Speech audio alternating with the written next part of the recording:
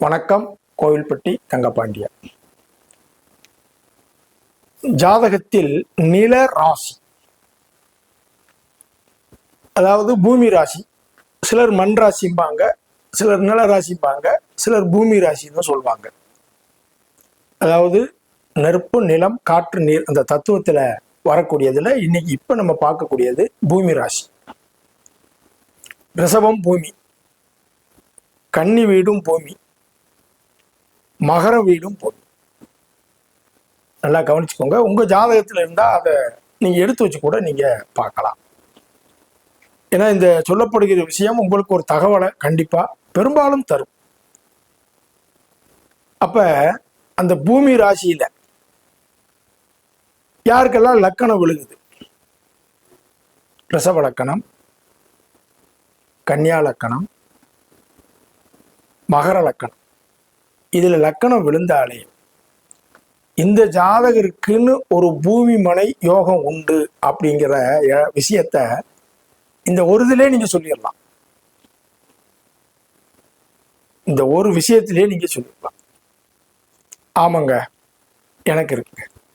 அப்ப சிலர் சொல்லுவாங்க, நான் ரிஷப லக்கணம் இல்ல மகர லக்கணம், கன்னியா லக்கணம், எனக்கு இது வரைக்கும் ஒரு சொந்த இடம் இல்லைனாலும் வரும்னு சொல்லுங்க. பெரும்பாலும் 90% பேருக்கு அது உண்டுங்கிறத சொல்லியிருக்கேன். சில கிரக இணைவுகளை வச்சு அது கால அளவு மாறும், கொஞ்சம் லேட் ஆகும், ஆனால் உண்டு. இதுல எந்த மாற்று கருத்து கிடையாது. அப்ப இந்த லக்கணத்துல இருந்து எனக்கு இல்லைன்னா வரும். சிலருக்கு அந்த கால அளவுகள் மாறும், இதுதான் மாறுமோ தவிர பூமி யோகம்ங்கிறது கட்டாயம் 100% இருக்குன்னு நீங்க நம்பலாம். சரி, இந்த பூமி ராசியில யாருக்கெல்லாம் செவ்வாய் இருக்குது அல்லது செவ்வாய் பார்க்குது, நல்ல தரமான பூமி உண்டு, நிச்சயமா உண்டு.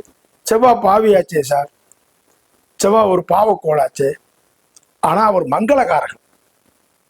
அந்த பூமி அமைறதுல உங்களுக்கு சில டென்ஷன் இருக்கும், சில நேரம் அதுல ஒரு ஒரு ஏமாற்றத்தை தரும். சிலருக்கு செவ்வாய் கன்னியில செவ்வாய், ரிஷபத்துல செவ்வாய், மகரத்துல செவ்வாய், அல்லது செவ்வாய் பார்வையில் இந்த மாதிரி இருக்கு, எனக்கு ஒரு லேண்டோ ஒரு ப்ராப்பர்ட்டி வாங்கி ஒரு சின்ன டிஸ்டர்ப் வந்துச்சுன்னா ஒரு தடவை தான்.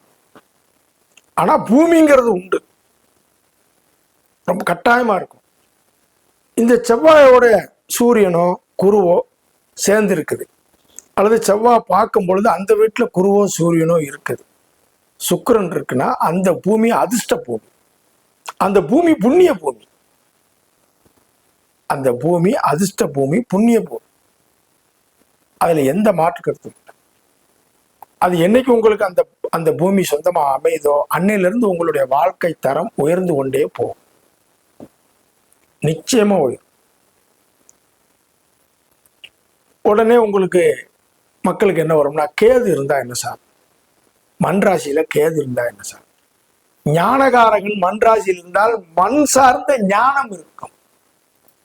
ஒரு தடவை பூமி வாங்கி நான் அதுல ஒரு அவஸ்தைப்பட்டேன், இனிமே அடுத்து வாங்கும் பொழுது இப்படி எச்சரிக்கையா இருக்கணுங்கிற விஷயத்த ஒரு முறை ஒரு பூமியினால் ஒரு இழப்பு அல்லது ஒரு பாடத்தை தரும்.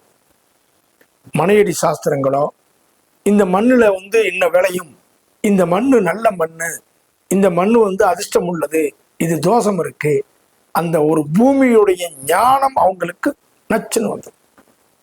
யாருக்கு நலராசியில கேது இருக்கு, ரிஷப கேது, கன்னியில கேது, மகரத்துல கேது, மண் சார்ந்த ஞானம் இருக்கும்.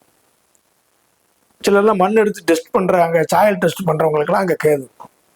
இந்த பூமியில நீரோட்டம் இருக்குன்னு பாக்குறாங்க, அங்க கேது இருக்கும். இந்த இடத்த வாங்கினா இன்னைக்கு வேலிசன் போகும், இதை பிரிச்சு விற்கலாம், இந்த பூமி நமக்கு ஒரு காலத்துல அதிர்ஷ்டம் தரும் அப்படிங்கிற ஞானம் அதை பார்த்த உடனே வரணும்னா அந்த கேது அங்க இருக்கான்னா ஆமா பார்க்க. சரி, ராகு பகவான் இருக்கார்.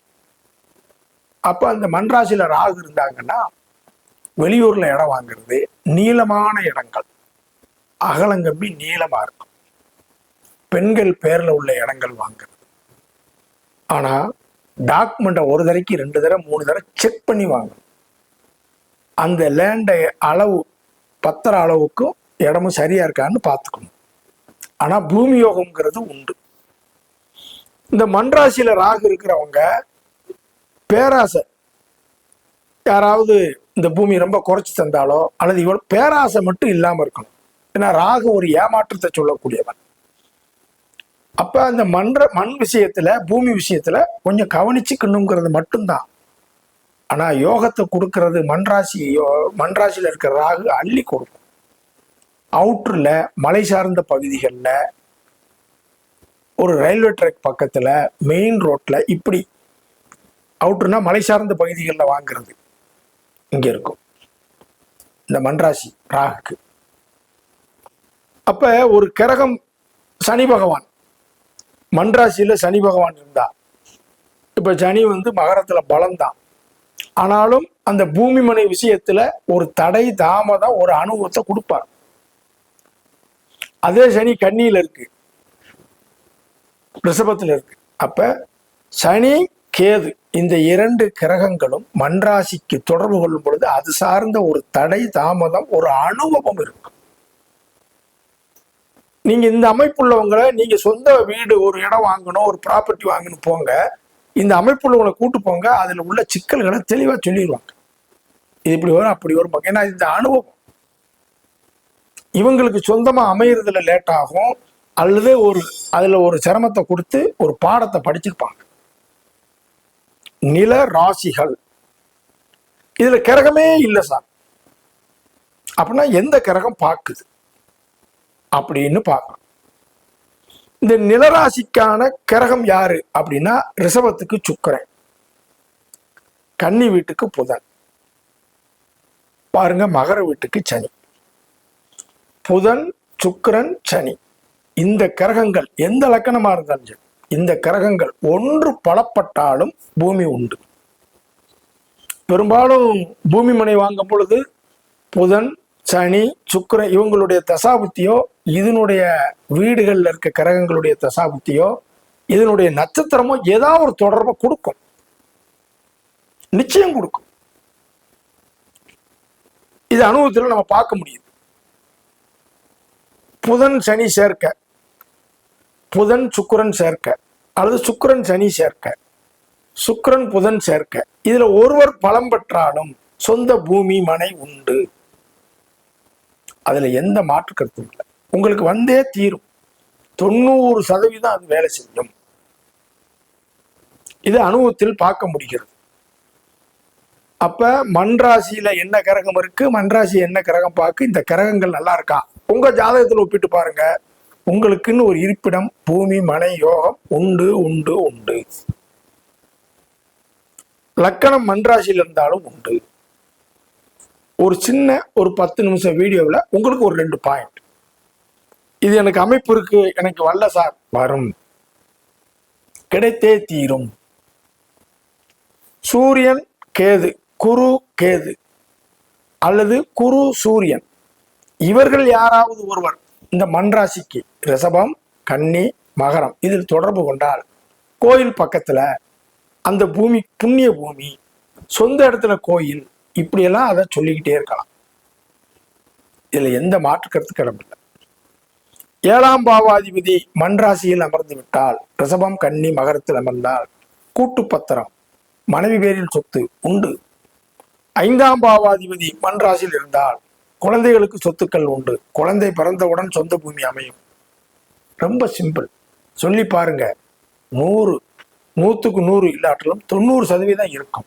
இப்ப பூமி ராசியை பத்தி பேசிக்கிட்டே வந்தோம். பூமிக்கான கிரகம் செவ்வாய், பூமிக்கான ஜெகன், பூமிக்கான கிரகம் செவ்வாய்.